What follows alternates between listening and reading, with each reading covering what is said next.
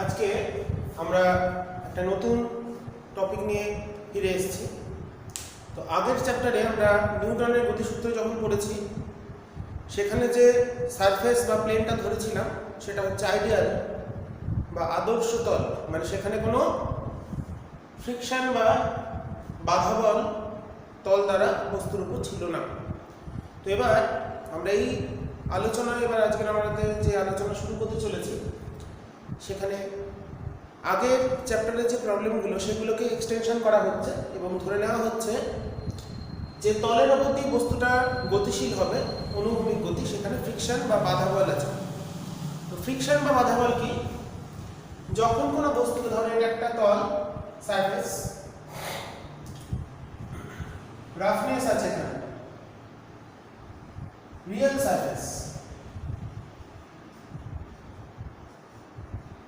আগের দিন যেটা আমরা পড়েছিলাম আগে লজ অফ মোশনে, যে তলগুলো নিয়ে আমরা আলোচনা করেছি, সেই তলগুলো ছিল হচ্ছে আইডিয়াল সারফেস। তো কোনো একটা বস্তুকে যখন কোনো তলের উপর রাখা হয়, তো তার উপর দুটো বল কাজ করে। একটা হচ্ছে এম ভরের যদি বস্তু ধরি, ব্লকটা mg, উপরের দিকে কাজ করছে n, নর্মাল ফোর্স বা লম্ব বল। এবার বস্তুটাকে যদি আমরা একটা বল প্রয়োগ করি অনুভূমিক দিকে, বল প্রয়োগ করলে কিন্তু প্রত্যেকটা বস্তু অমসৃণ তলের উপর দিয়ে, রিয়েল সারফেস মানে হচ্ছে অমসৃণ তল, যেখানে একটা রাফনেস আছে বা অমসৃণতা আছে। তো বল প্রয়োগ করলেই দেখা যায় কোনো একটা বস্তুকে যদি আমরা গতিশীল করতে চাই কোনো তলের উপর দিয়ে, সঙ্গে সঙ্গে কিন্তু গতিশীল হয় না। তো বল প্রয়োগ করলে যদি গতিশীল না হয়, তাহলে গতির বিরুদ্ধে একটা ফ্রিকশন কাজ করে, সেটা হলো Fs, স্ট্যাটিক ফ্রিকশন।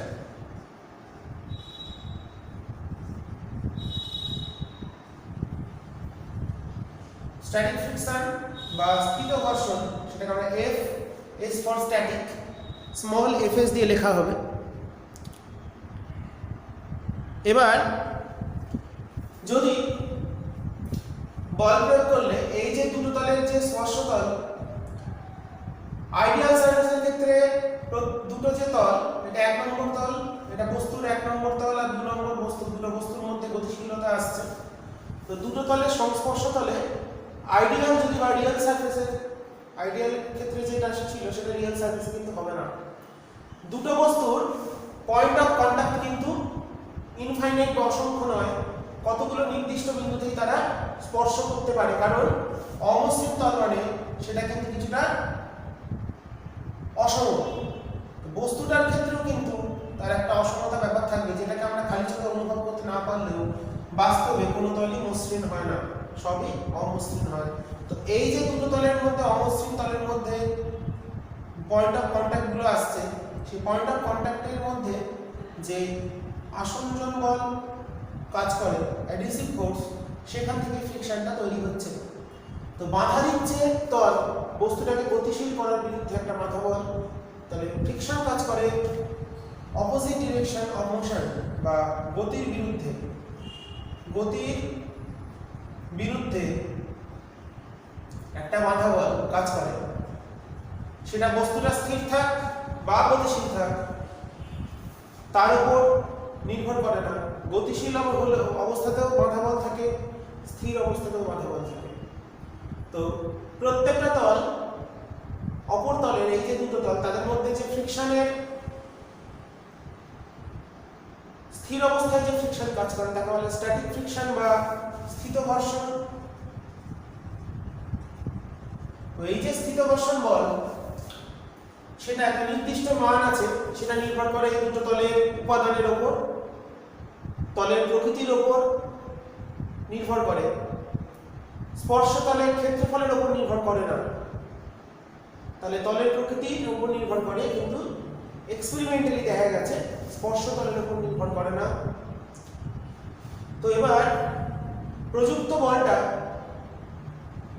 যত আমরা বৃদ্ধি করব, যত বাড়বে প্রযুক্ত বল,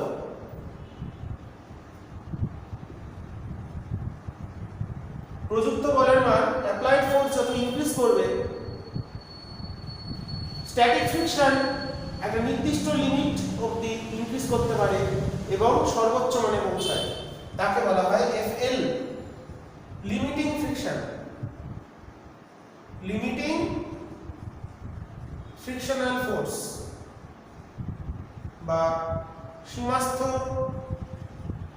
মান। আমরা এখানে যেটা যে ফ্রিকশন নিয়ে আপাতত আলোচনা করছি তাকে বলা হচ্ছে বিসর্গ ঘর্ষণ। যে ফ্রিকশন বা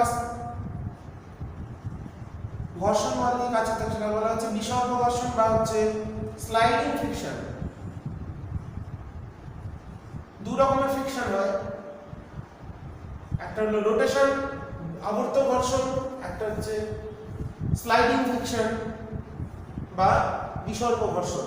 তো আমরা আপাতত এটা নিয়ে আলোচনা করছি। স্লাইড করবে, পিছলে যাবে।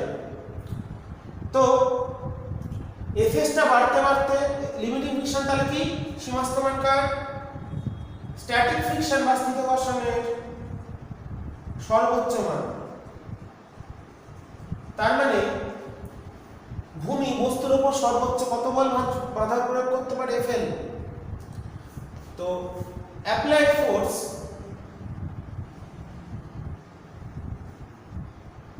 এফ যদি গ্রেটার দেন এফএল হয় তবে বস্তুটি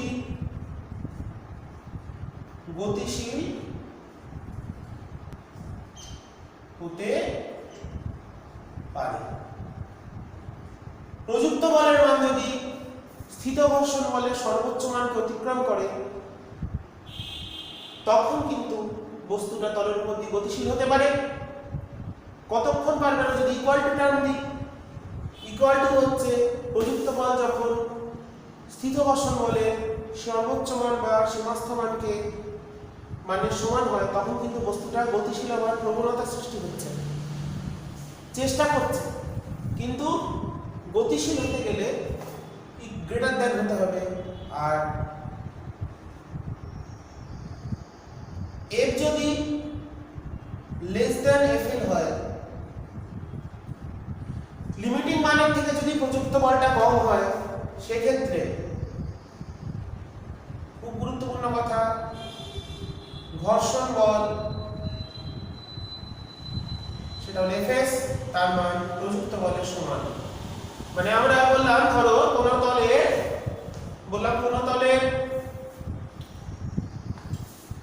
ঘর্ষণ বলের যে সর্বোচ্চ মান সেটাকে আমরা বললাম, ধরো বললাম এফএলটা বললাম 10 নিউটন। এক্সাম্পল দিচ্ছি, উদাহরণ। তো কোন তলে লিমিটিং ফ্রিকশনের ভ্যালুটা হচ্ছে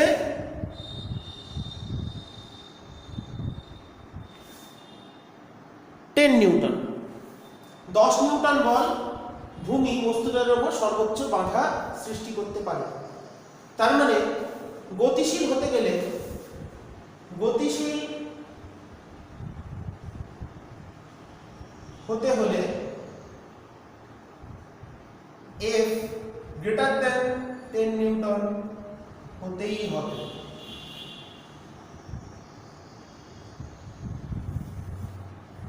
প্রযুক্ত বলের মানটা সীমাস্থ মানকে যতক্ষণ না অতিক্রম করবে ততক্ষণ কিন্তু বস্তুটা তলের উপর দিয়ে গতিশীল হতে পারবে না। যদি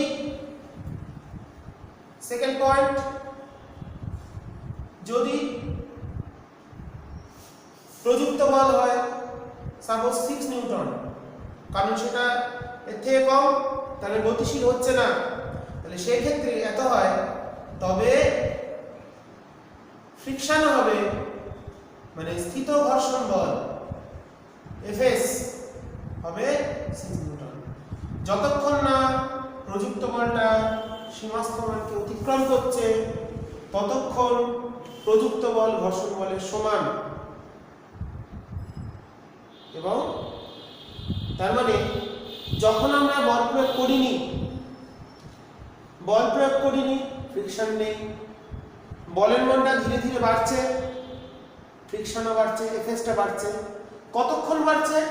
10 নিউটন অবধি বাড়ছে, জাস্ট এক্সাম্পল 10 নিউটন অবধি বাড়লো, তার মানে প্রযুক্ত বলটা 10 নিউটনের থেকে যদি কম হয় বা সমান হয় ততক্ষণ অবধি স্ট্যাটিক ফ্রিকশন নিজেকে যেন অ্যাডজাস্ট করছে প্রযুক্ত বলের সাথে। যতক্ষণ প্রযুক্ত বলের মান ঘর্ষণ বলের সীমাস্থ মানের থেকে কম ততক্ষণ বস্তুটা গতিশীল হবে না এবং প্রযুক্ত বল স্থিত ঘর্ষণ বলের মানের সঙ্গে সমান হবে। কতক্ষণ সমান হতে পারবে, নিজেকে বাড়াতে পারবে কতক্ষণ, এফএল অবধি বাড়াতে পারবে সীমাস্থ মান অবধি এবং প্রযুক্ত বলের সাথে সমানভাবে বাড়িয়ে যাবে। সেই জন্য এফএস কে বলা হচ্ছে সেলফ অ্যাডজাস্টিং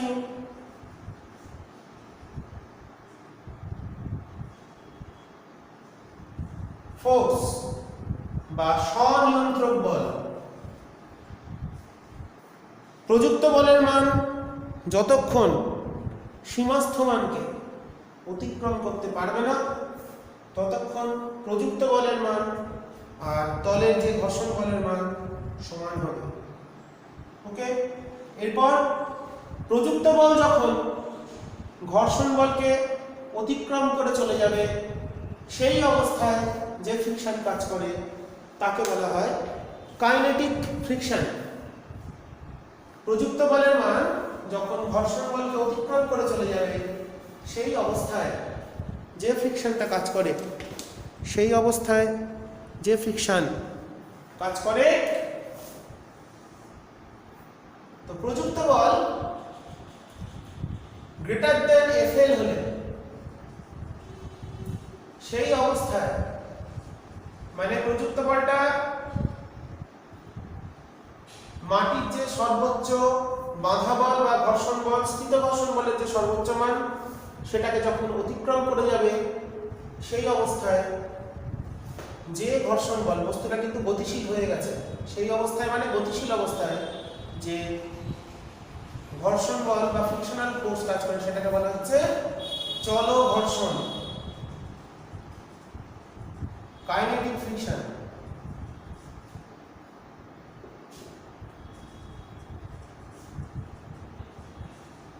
কাইনেটিক ফ্রিকশন এটাকে ডিনোট করা হয় এফকে। এক্সপেরিমেন্টালি দেখা গেছে প্রযুক্ত বলের মানটা লিমিটিং ফ্রিকশনকে অতিক্রম করে গেলেই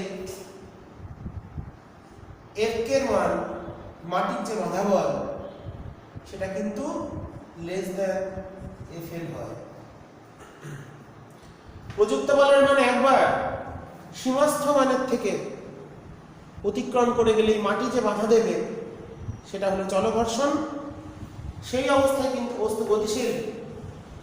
ধর একটা বস্তুর উপর আমরা বল প্রয়োগ করছি এম ভরের বস্তু গতিশীল হয়ে গেছে, এ তরলে গতিশীল হচ্ছে, কি করে বার করবো? তাহলে এই অবস্থায় যে বাধা বল কাজ করছে গতির বিরুদ্ধে, ত্বরণের বিরুদ্ধে, সেটা হলো কে। তাহলে এর ক্ষেত্রে নেট ফোর্স হচ্ছে F minus Fk equals to m। মানে গতিশীল অবস্থায় গতির সমীকরণ এইভাবে আমরা রিপ্রেজেন্ট করে থাকি। তো এখানে প্রযুক্ত বল আর ঘর্ষণ বলের যদি গ্রাফিক্যাল জিনিসটা তাহলে ভাবা হয় তাহলে আমরা দেখতে পাবো এদিকে হচ্ছে প্রযুক্ত বল F আর এদিকে ঘর্ষণ বল ফ্রিকশনাল ফোর্স স্মল f। প্রযুক্ত বল বনাম ঘর্ষণ বল এটাকে যদি আমরা লেখচিত্রের সাহায্যে রিপ্রেজেন্ট করি, এইটা বললাম স্থিত ঘর্ষণের সর্বোচ্চ মান Fl। তো প্রযুক্ত বল যতক্ষণ না Fl কে অতিক্রম করছে ততক্ষণ সমানুপাতিক হারে বাড়তে থাকে 45 ডিগ্রি কোণে। তাহলে এটা হচ্ছে স্থিত ঘর্ষণ বল কাজ করছে Fs এই অবধি। তাহলে এই পয়েন্টটাই কি Fl কে যেই অতিক্রম করে গেল প্রযুক্ত বল সঙ্গে সঙ্গে চলে এলো Fk। গতিশীল হয়ে গেলে যে যে ঘর্ষণ বল কাজ করবে Fk এবং Fk এর মানটা Fl এর থেকে কম, তাহলে এবার প্রযুক্ত বল বাড়ালে কিন্তু এটা উপর দিকে যাবে না, নিচে নেমে আসবে। এই করসপন্ডিং যে পয়েন্টটা ফ্রিকশনের যে ভ্যালুটা সেটা হলো F K, এইটা হলো উপরেরটা, এই পয়েন্টটা হলো Fl আর নিচটা হলো K।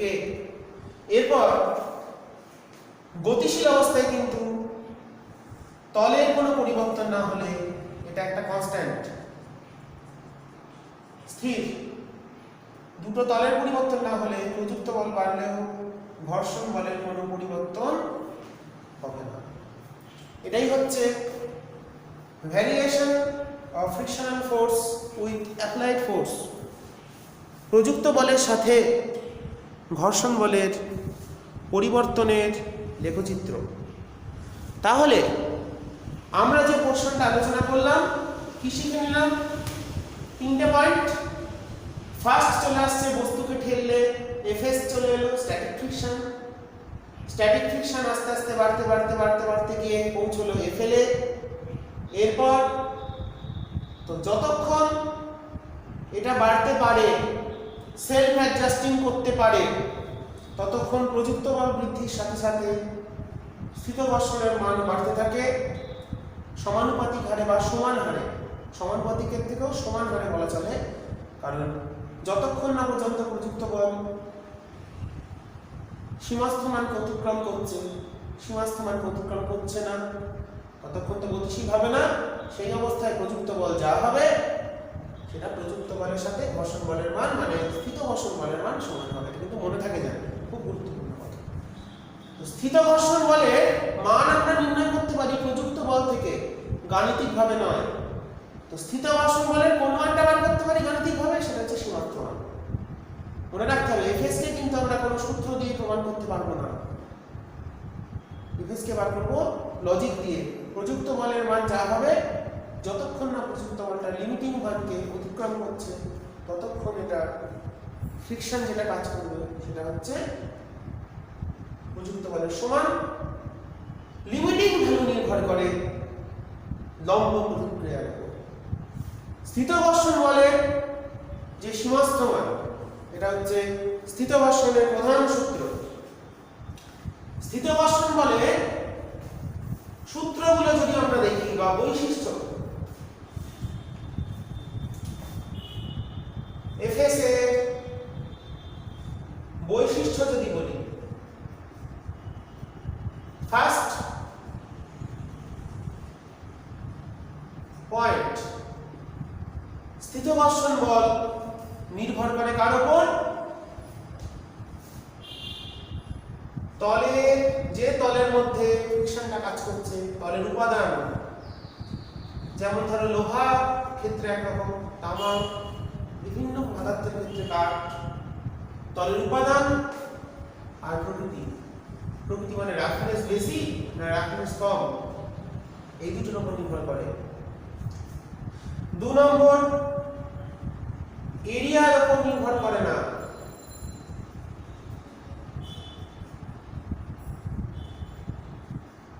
ক্ষেত্রফলের উপর নির্ভর করে না। 3 নম্বর, Fs এর সর্বোচ্চ মান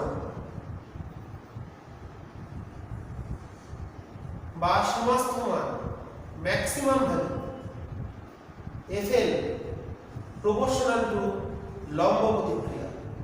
খুব গুরুত্বপূর্ণ, এটাই আসল সূত্র। স্থিত ঘর্ষণ বলের যে সর্বোচ্চ মান সেটা হচ্ছে লম্ব প্রতিক্রিয়ার সাথে সমানুপাতিক। লম্ব প্রতিক্রিয়া যত বেশি হবে, সীমাস্থ মান তত বেশি হবে। এই তিনটে হলো প্রধান। তাহলে প্রযুক্ত বল যতক্ষণ Fl অতিক্রম করছে ততক্ষণ ফ্রিকশন বার করব প্রযুক্ত বলের সমান করে, আর প্রযুক্ত বল যখন, আগে আমাকে Flটা সব সময় আমাকে করে নিতে হবে। এখান থেকে Fl লিমিটিং ফ্রিকশনের সর্বোচ্চ মান, লিমিটিং ফ্রিকশনের মান সর্বোচ্চ মান না, সীমাস্থ মানটাই তো সর্বোচ্চ। তো সর্বোচ্চ যে মানটা সেটা লম্ব প্রতিক্রিয়ার সমানুপাতিক, এবং এখান থেকে একটা কনস্ট্যান্ট চলে আসে mu s, static friction and coefficient mu s equals to limiting friction by normal force, limiting friction বা সীমাস্থমান by লম্ব বল, এটাকে বলা হচ্ছে coefficient of static friction. Coefficient of static friction, ratio between limiting friction and normal force, এটাই হচ্ছে আমাদের কোন তলের ফ্রিকশন বার করার প্রধান সূত্র এবং এই চ্যাপ্টারের একমাত্র সূত্র বলা চলে। অনেক সূত্র হয়তো আসবে, কিন্তু এটাই হলো আসল সূত্র, এটাই আমাদের সব ক্ষেত্রে কাজে লাগাতে হবে। এটাকে বলা হচ্ছে ঘর্ষণ গুণাঙ্ক বা স্থিত ঘর্ষণ গুণাঙ্ক, স্থিত ঘর্ষণ গুণাঙ্ক, ঠিক আছে, এটা হলো স্থিত ঘর্ষণ গুণাঙ্ক। তো গতিশীল অবস্থায় তাহলে এফএস এর তাহলে দেখলাম তলের প্রকৃতি আর উপাদানের উপর নির্ভর করে। 2 নম্বর কি শিখে নিলাম, ক্ষেত্রফলের উপর নির্ভর করে না, ভুল লিখেছি, করে না হবে, বারবার এক কথা বলে বলি।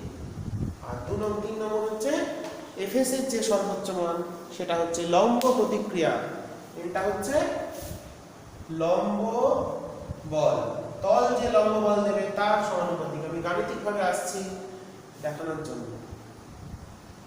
ওকে, তো এখান থেকে চলে এলো স্থিত ঘর্ষণ গুণাঙ্ক। জেনারেলি মিউ এস এর মান অলওয়েজ লেস দ্যান 1, একের থেকে ছোটই হয়ে থাকে।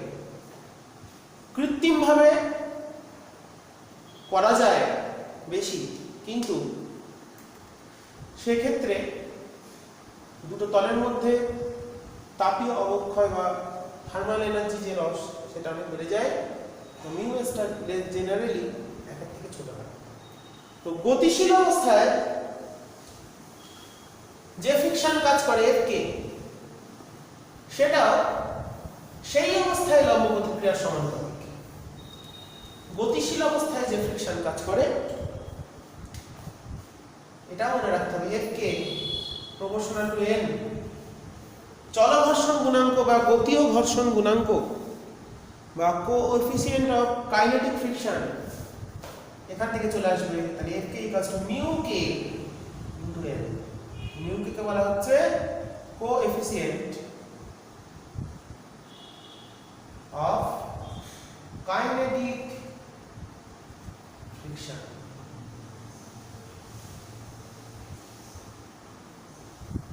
বা চল ঘর্ষণ গুণাঙ্ক। তো এফ কে যেহেতু F K less than F L, F K যেহেতু এফ এল এর থেকে ছোট, তার মানে বলা যায় কোন তলের mu K must be less than mu S. চল ঘর্ষণ গুণাঙ্কের মান কিন্তু অবশ্যই গতীয় ঘর্ষণ বা স্থিত ঘর্ষণ গুণাঙ্কের তুলনায় সামান্য হলে কম হবে। এই হচ্ছে বেসিক, বা এটাই সম্পূর্ণ, ভাবলে এটাই সম্পূর্ণ, কারণ এটার উপর ভিত্তি করেই এরপর আমরা পরবর্তী অংশগুলো ফিরে আসবো। তো যেমন ধরো একটা বস্তুর ওপর যদি একটা প্রবলেম দিয়ে শুরু করা যায়, অনেক কিছু আমাদের ছোট ছোট বিষয় বাকি আছে। তো ধর একটা বস্তুর উপর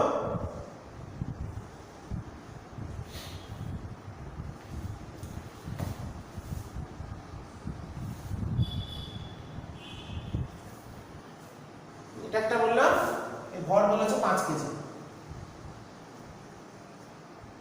আর এই তলে মিউটা দেওয়া আছে, মিউ এস দেওয়া আছে, মিউ এস দেওয়া আছে 0.4 আর মিউ কে দেওয়া আছে 0.3, এগুলো গিভেন দেওয়া থাকবে।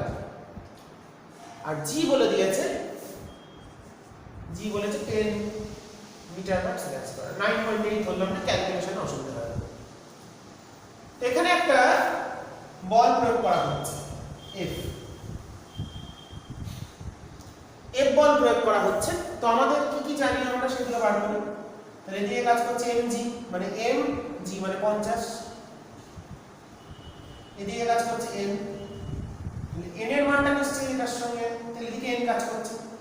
জেনারেলি অনুভূমিকভাবে বল প্রয়োগ করলে তাহলে n টা হলো 50, মানে n ইকুয়ালস টু mg, এইভাবে।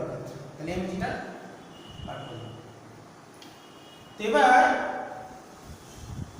প্রযুক্ত বল ধরলো ধরো 15 নিউটন, 1 নম্বর। সেক্ষেত্রে কি ঘটবে? আর 2 নম্বর বললো প্রযুক্ত বল 25 নিউটন, সেই ক্ষেত্রে কি ঘটবে? দুটো ক্ষেত্রে কি ঘটনা ঘটবে সেটা আমরা একটু বুঝে নিই। তো দুটো ক্ষেত্রে আমরা দেখিয়ে দিয়েছি। 1 মিনিট। তো দেখো প্রথমে বার করি এফএল, সলিউশন করছি। এর ক্ষেত্রে কি হবে, এর ক্ষেত্রে কি হবে, সলিউশনটা করা যাবে।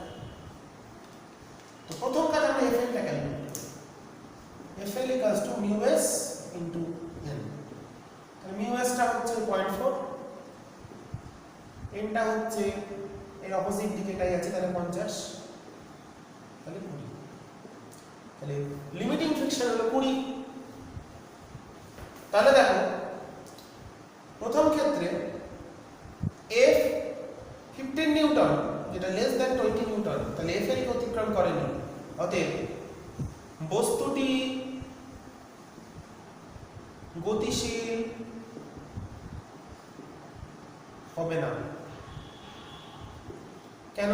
প্রযুক্ত বলটা সীমাস্থ মানকে অতিক্রম করেনি, এবং এই অবস্থায়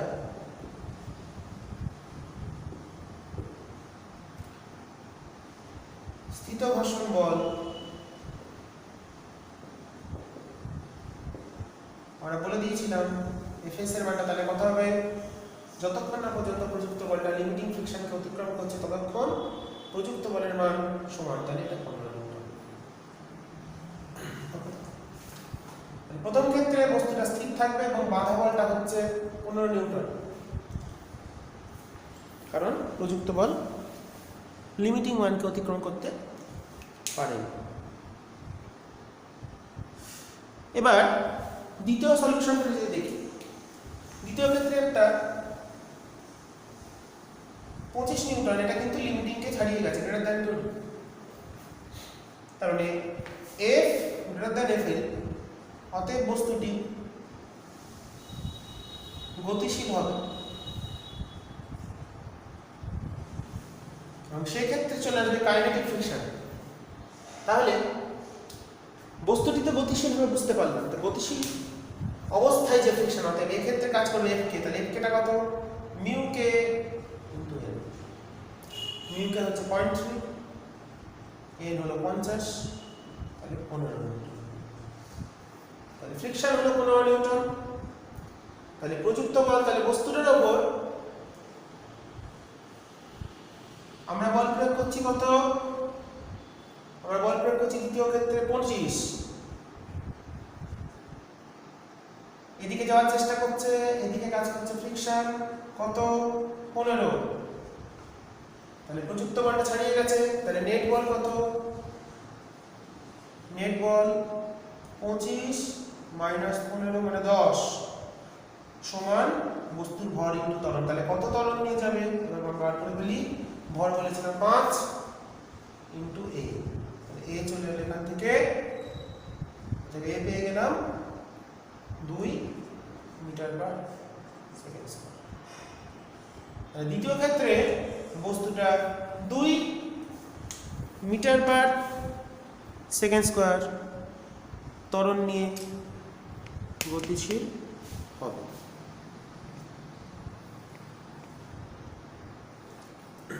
এখানে আমরা একটা ভালো প্রবলেম শিখে গেলাম, তো তোমরা ভালো করে ফলো করো। এরপর চলে আসি একটা প্রবলেম।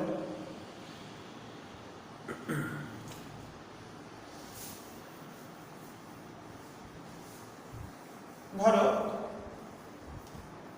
আমাদের দুটো বস্তু দিয়েছে, একটার উপর একটা আছে। এটা হলো 10 কেজি, আমি এরকম লিখবো না, তোমাদের বুঝতে শুরু হবে। এটা M1, এটা M2, আর এই তলে মিউ দেওয়া আছে 0.3, আর এই তলটার মিউ দেওয়া আছে 0.2। এই দুটো বলে দেওয়া আছে। আর কি কি বলে দিয়েছে?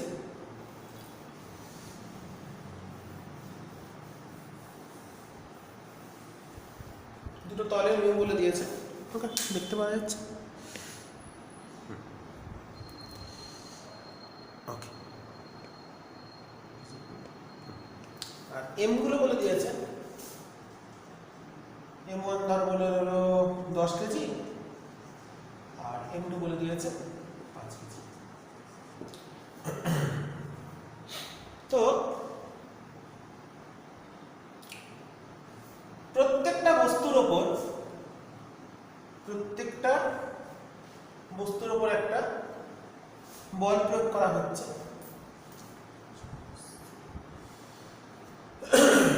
ধরো 100 নিউটন। প্রশ্ন কি? প্রতিটি ব্লকে 100 নিউটন বল প্রয়োগ। 100 নিউটন মানে কি? একটু অন্য কিছু,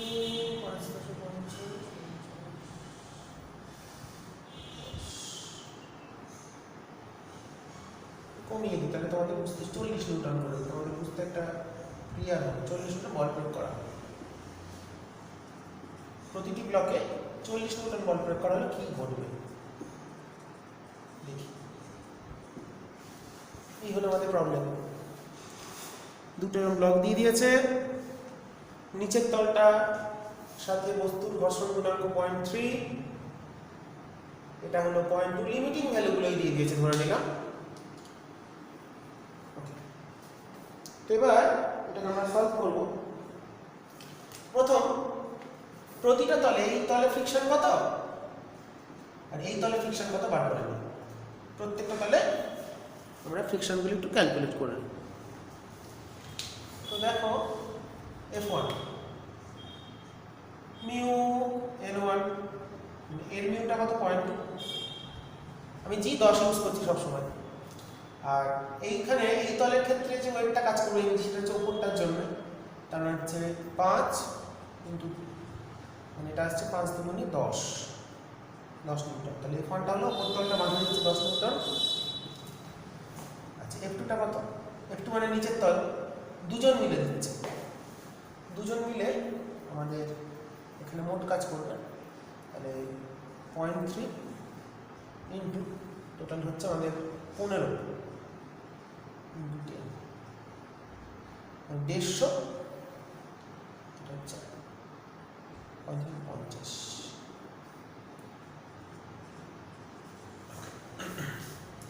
তাহলে আমরা দুটো তলের ক্ষেত্রে ফ্রিকশনগুলো ক্যালকুলেট করে ফেললাম। তো এবার যখন আমরা উপরটায় বল প্রয়োগ করবো, ছবিগুলো দেখি।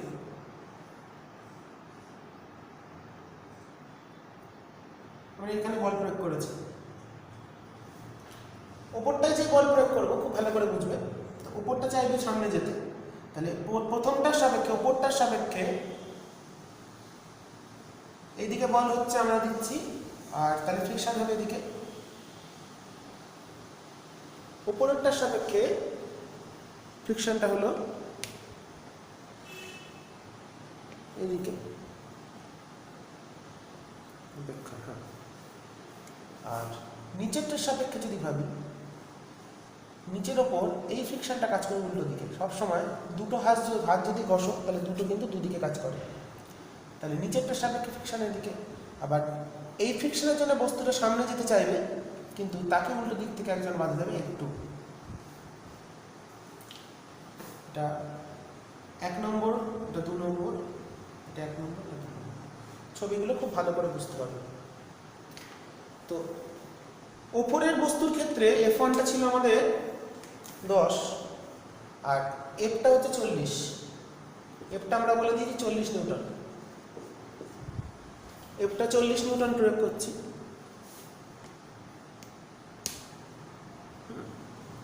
তাহলে এটার ক্ষেত্রে নেট বল হলো 40 মাইনাস 10 সমান হচ্ছে, ভর বলেছিলাম 5 কেজি ইন্টু A1 বা A2 বলি, দ্বিতীয়টার ত্বরণ। তাহলে এটার ত্বরণ হচ্ছে A2।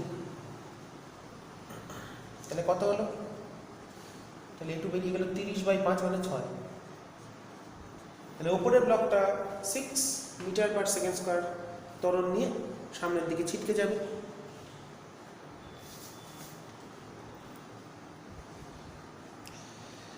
এক মিনিট একটু। নিচেরটার ক্ষেত্রে কি? F1টা কত বেরিয়েছে? 10 আর F2 দিয়েছে 50। তার মানে এই ফ্রিকশনটা এটাকে অতিক্রম করতে পারছে না, তার মানে নিচের ব্লকটি স্থির থাকবে। তাহলে উপরের ব্লকটা ছিটকে চলে যাবে আর নিচের ব্লকটা কিন্তু স্থির থেকে গেল যখন আমরা প্রথম বস্তুটার উপর বল প্রয়োগ করেছি। এবার চলে আসি যখন আমরা দ্বিতীয়টায় বল প্রয়োগ করব। দ্বিতীয়টায় যদি বল প্রয়োগ করি,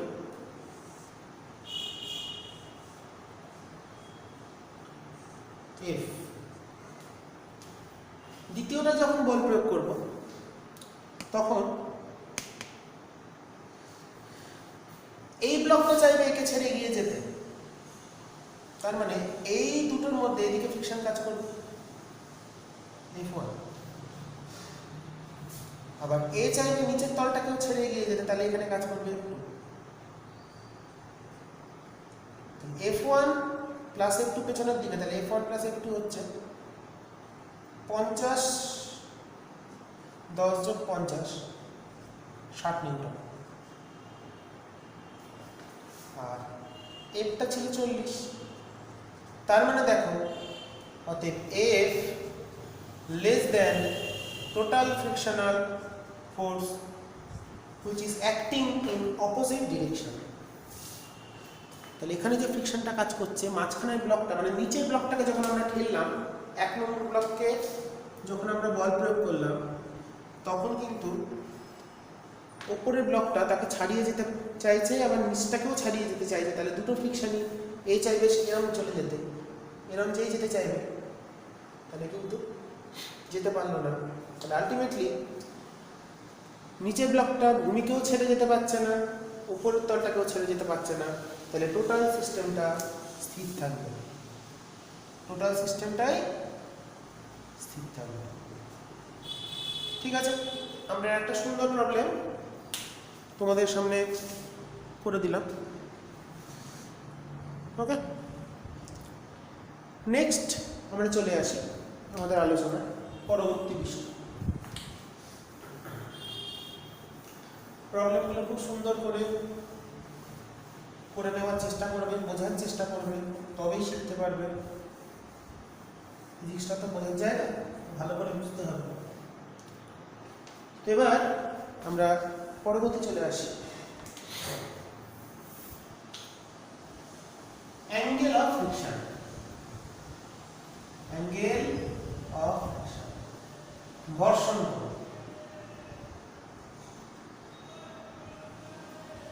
ঘর্ষণ অ্যাঙ্গেল অফ ফ্রিকশন বা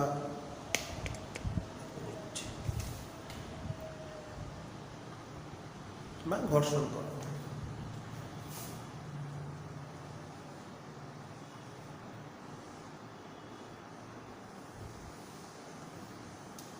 অ্যাঙ্গেল অফ ফ্রিকশন বা ঘর্ষণ কোণ কি?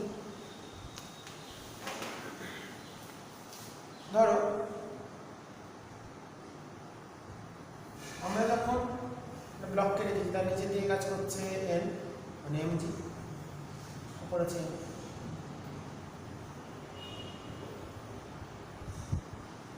এই দুটো তো আছে। তা আমরা এদিকে একটা বল প্রয়োগ করে টানার চেষ্টা করছি, এদিকে চলে এসেছে ফ্রিকশন, এইভাবে দেখালো। তো ঘর্ষণ কোণ হলো ঘর্ষণ বল, ফ্রিকশনাল ফোর্স এবং নর্মাল ফোর্স, লম্ব বলের যে লব্ধি। F small a frictional force আর নর্মাল ফোর্সের রেজাল্ট্যান্ট এটা, আর লব্ধি বল লম্ব প্রতিক্রিয়ার সাথে যে কোণ করে সেটাকে বলা হচ্ছে অ্যাঙ্গুলার ফ্রিকশন। তাহলে ঘর্ষণ বল এবং লম্ব প্রতিক্রিয়ার লব্ধি, লম্ব প্রতিক্রিয়ার সাথে যে কোণ করবে তাকেই আমরা বলবো ঘর্ষণ কোণ। তো আমরা এখানে তাহলে লিখতে পারি, দেখো আর এর এই বরাবর উপাংশ আর cos ল্যামডা সমান n, আবার আর sin ল্যামডা সমান f। এই বরাবর যে উপাংশগুলো কাজ করছে হিসাব মতন এইগুলো কেন, এই দুটো উপাংশ, কারণ এই দুটো রেজাল্ট্যান্ট এটা হলে এরা দুজন থেকে উপাংশ। তাহলে আমরা যদি ভাগ করি তাহলে tan ল্যামডা পাচ্ছি f/n মানে মিউ।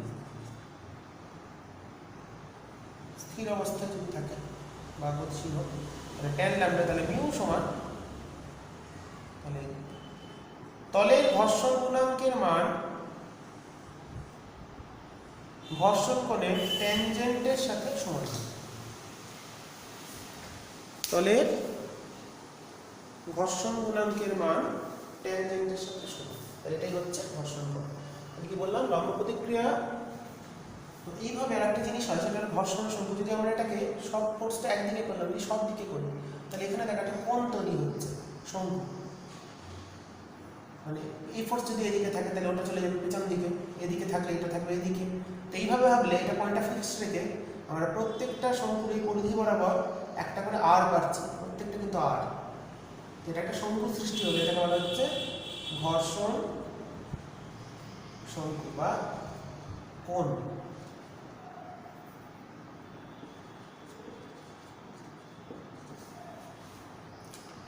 ওকে, এটাই হচ্ছে ঘর্ষণ শঙ্কু।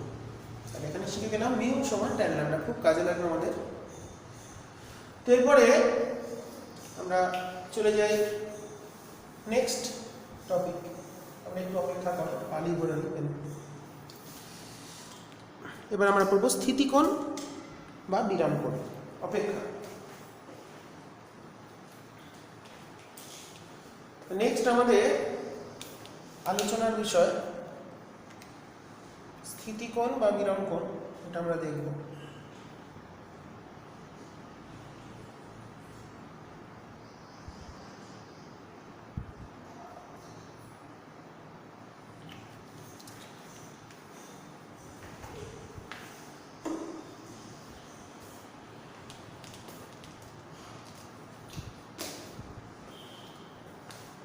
স্থিতিকোণ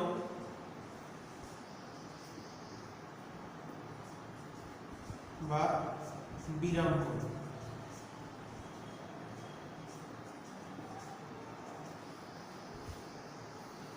স্থিতিকোণ বা বিরাম কোণ, এটাকে যেমন ল্যামডা, এটাকে থিটা দিয়ে আমরা প্রকাশ করব, যে কোনো দিয়ে প্রকাশ করা যায়, জাস্ট এক্সাম্পল।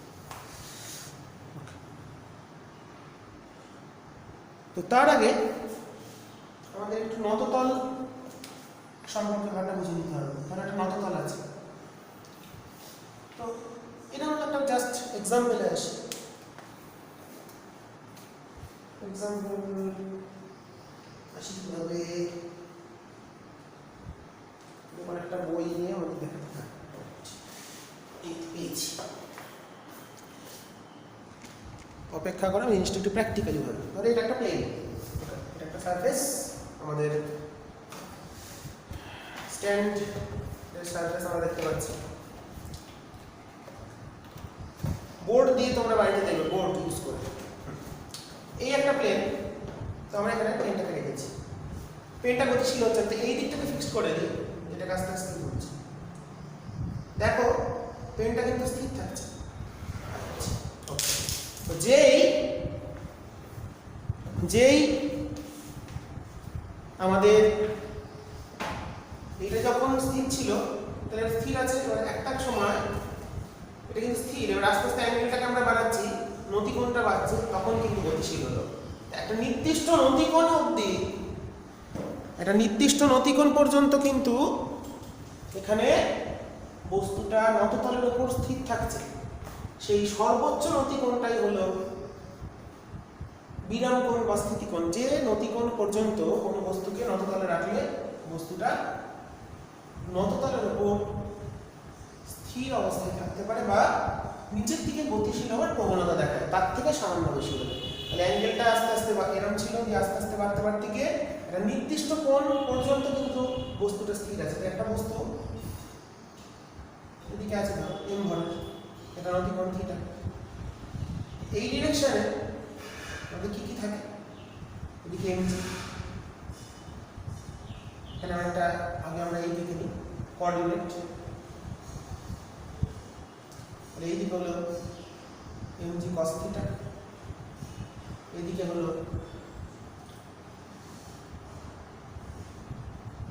লম্ব প্রতিক্রিয়া তলের, কাছে দিই তোমাদের সুবিধা হবে, লম্ব প্রতিক্রিয়া এর এই তলটার লম্ব যেন হয় আমার আঁকতে একটু, তাহলে এদিকে হলো এমজি সাইন থিটা, আর বস্তু এমজি সাইন থিটার জন্য নিচের দিকে যাওয়ার চেষ্টা করবে, কিন্তু তাকে ফ্রিকশন ধরে রেখেছে এইদিকে, এটা এই বরাবর দেখাতে পারছি, সেটা হলো এফএস। তো এই হলো আমাদের ছবি, লিমিটিং ফ্রিকশন। তো থিটা যত বাড়ে, থিটা যদি বাড়ে তাহলে সাইন থিটা কিন্তু বাড়ে, আর কস থিটাটা কমে। তো চিন্তা করো, থিটা বাড়ালে সাইন থিটার বড় হয়, কস থিটা ছোট হয়, এটা আমরা জানি, ত্রিকোণমিতিতে শিখেছি। তো থিটা যত বাড়বে তত এই দিকটাই বসে, তাহলে এখানে কি কি বল কাজ করছে ব্লকটার উপর, এই ডিরেকশনে কাজ করছে এমজি সাইন থিটা, এটা হলো F1, যে চাইতে নিচে যাক, আর তার অপোজিট ডিরেকশনে কাজ করছে এফএস মানে মিউ এন, মিউ এনটা হলো এমজি কস থিটা, এন এর উল্টো দিকে আছে এমজি কস থিটা, ওকে, তাহলে এটা হলো এফএস। তাহলে আরো ক্লোজ, তাহলে যতক্ষণ যে মুহূর্তে, তাহলে প্রথমে থিটাটা ছিল ছোট, থিটা ছোট ছিল মানে এই সাইন থিটা ছোট ছিল, আর থিটা যত বাড়ছে এটা বাড়ছে, এই দিকটা কমছে, কারণ কস কমছে, সাইন বাড়ছে, কস কমছে, কমতে কমতে এসে একটা সময় কি তারা ম্যাচ করে গেল, ওই অবধি স্থির। থিটার একটা নির্দিষ্ট মানের জন্য দুটো সমান হবে, সেই মান থেকে আমরা যদি থিটাকে আরো বাড়িয়ে দিই তাহলে নিচটা বেড়ে গেল, উপরটা কমে গেল। তার মানে স্থিত মানে থিটার যে সর্বোচ্চ মানের জন্য নতিকোণের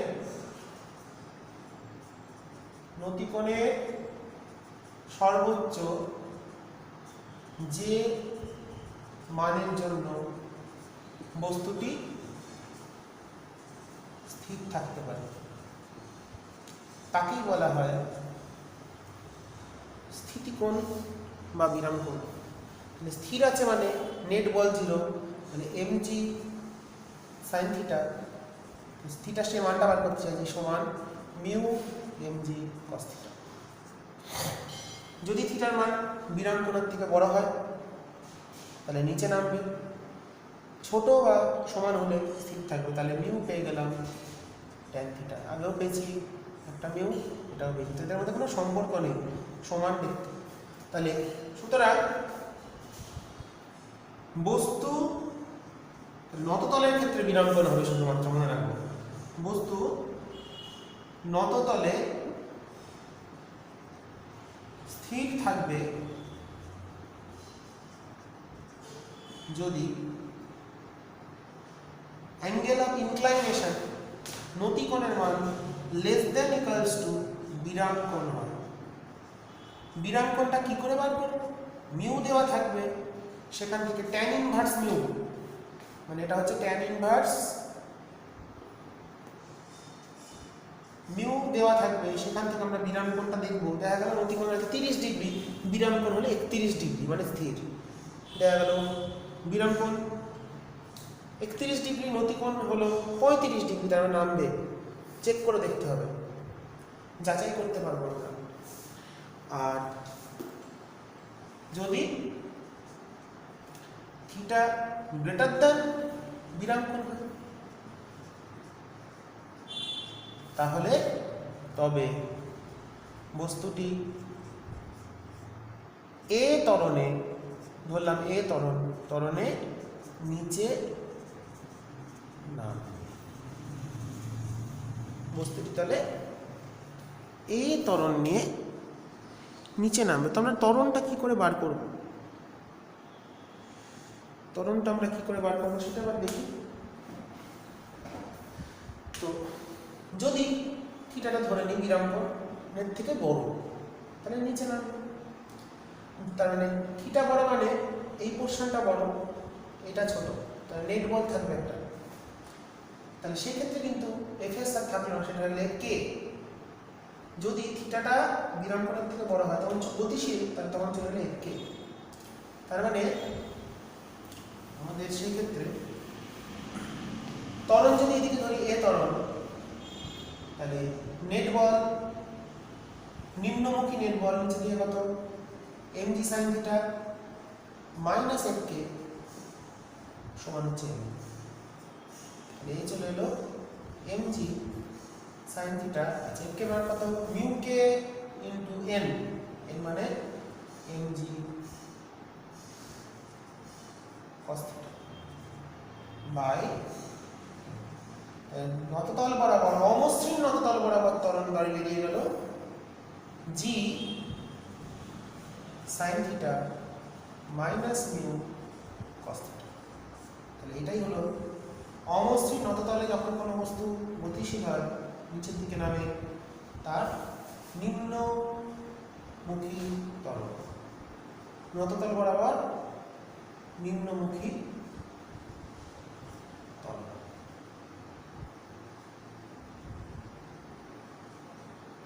নিম্নমুখী ত্বরণ হলো এটা।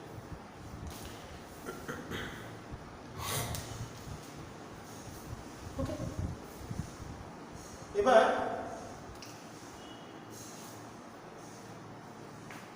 চলে আসি, আমরা এগুলো শিখে গেলাম।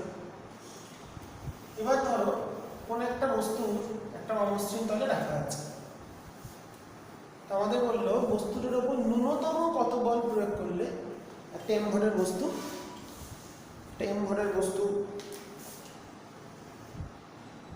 নততলের উপর রাখা আছে, নততল বলছি সরি, সমতলের উপর ঘর্ষণ গুণাঙ্ক মিউ বলে দিয়েছে।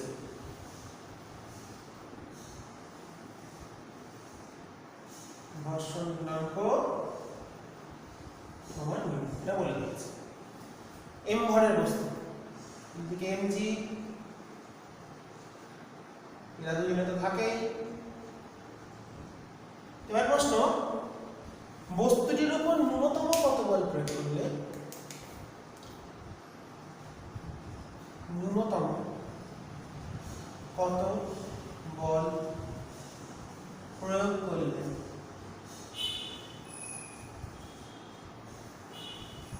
বস্তুটিকে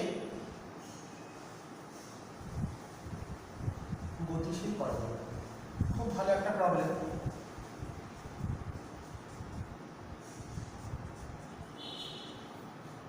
বস্তুটির উপর ন্যূনতম কত বল প্রয়োগ করলে, মিনিমাম কত ফোর্স অ্যাপ্লাই করলে বস্তুটিকে গতিশীল করা যাবে। তো আমরা ধরলাম ফ্রিকশনটাকে একটু কমাতে হবে, তো ফ্রিকশন থেকে মিউ এন, এখানে ফ্রিকশন হলো মিউ এন। যদি অনুভূমিক ভাবে বল প্রয়োগ করি মিউ এন, কিন্তু সবসময় নয়, মানে মিউ এন বটে, মানে মিউ এম জি। ফ্রিকশনটাকে কি করে কমাবো দেখি।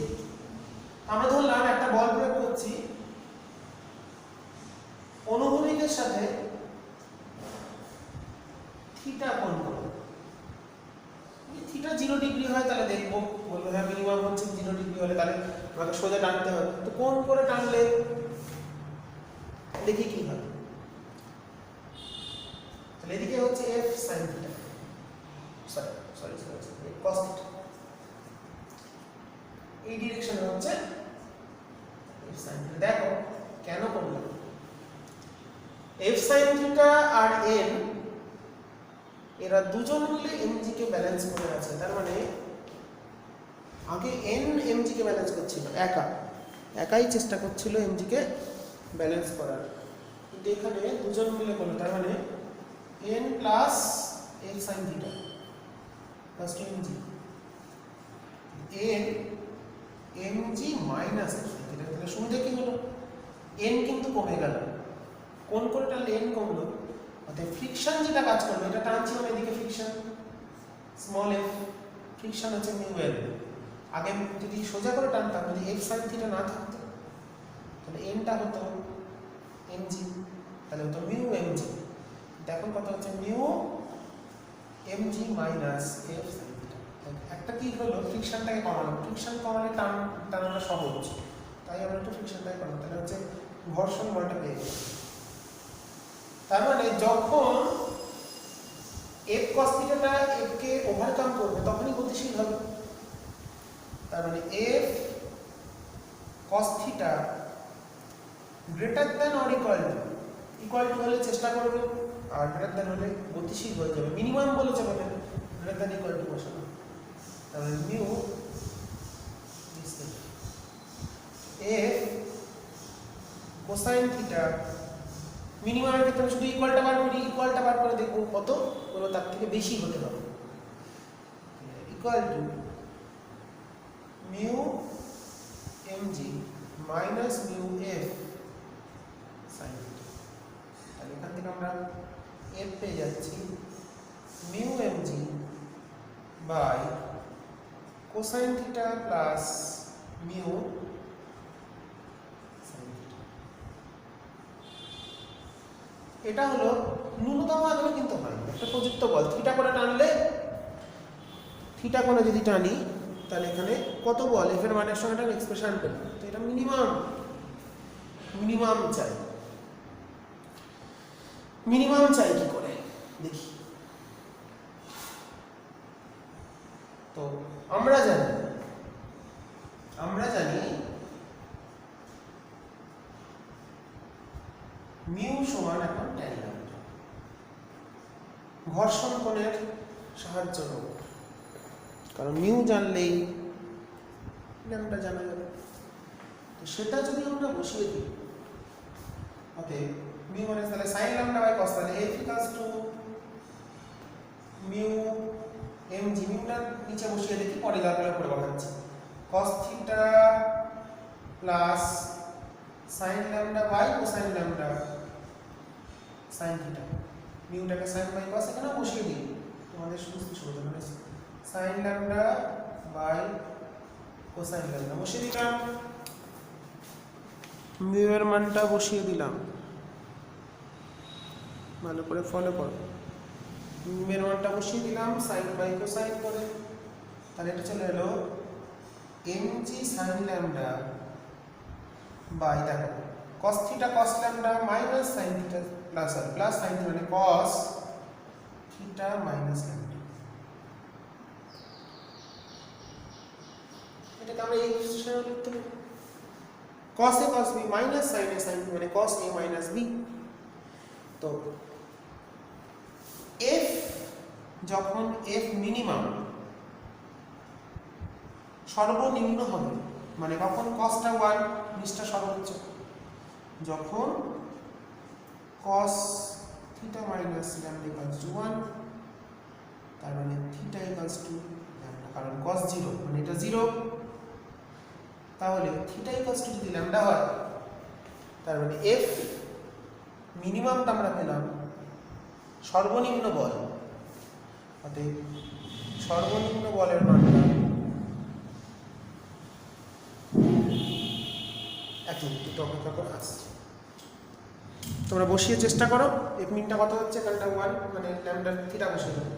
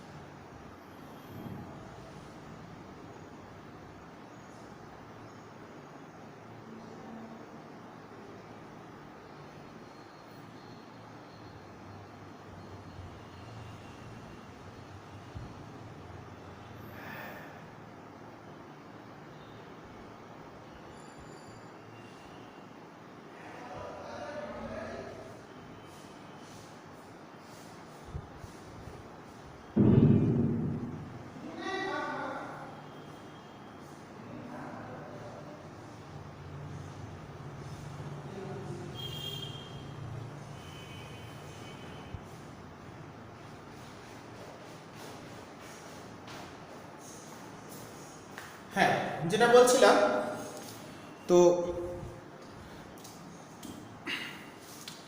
একটু কাজ ছিল, একজন এসেছিলেন, দেখা করতে গিয়েছিলাম। তো সর্বনিম্ন বলটা তাহলে কত হলো? নিচটা 1, তাহলে F minimum MG sign lambda. তাহলে সর্বনিম্ন বলের মানটা হলো এমজি সাইন ল্যামডা। তো আমরা এটাকে একটু কায়দা করে নিই, এক্সপ্রেশনটাকে একটু কায়দা করি। ট্যান ল্যামডা মিউ সমান ট্যান ল্যামডা, তাহলে ট্রায়াঙ্গেল ভাবলে এটা ল্যামডা, এটা মিউ, এটা 1, তাহলে এটা হচ্ছে √, মিউ স্কয়ার প্লাস 1।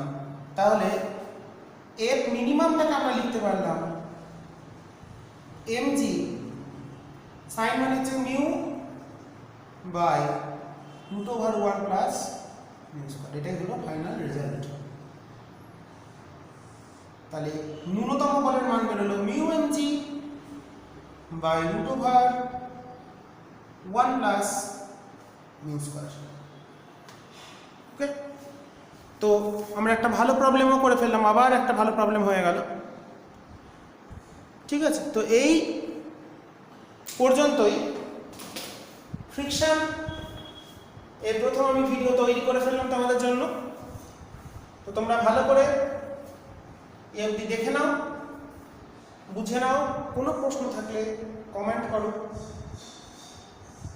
পরবর্তী অংশ ফ্রিকশনের আমাদের বাকি আছে, আশা করি পরের ভিডিওতে আমরা সেই পোর্শনটা আলোচনা করবো এবং শেষ করে ফেলবো, দিয়ে অনেক রকম প্রবলেম করব।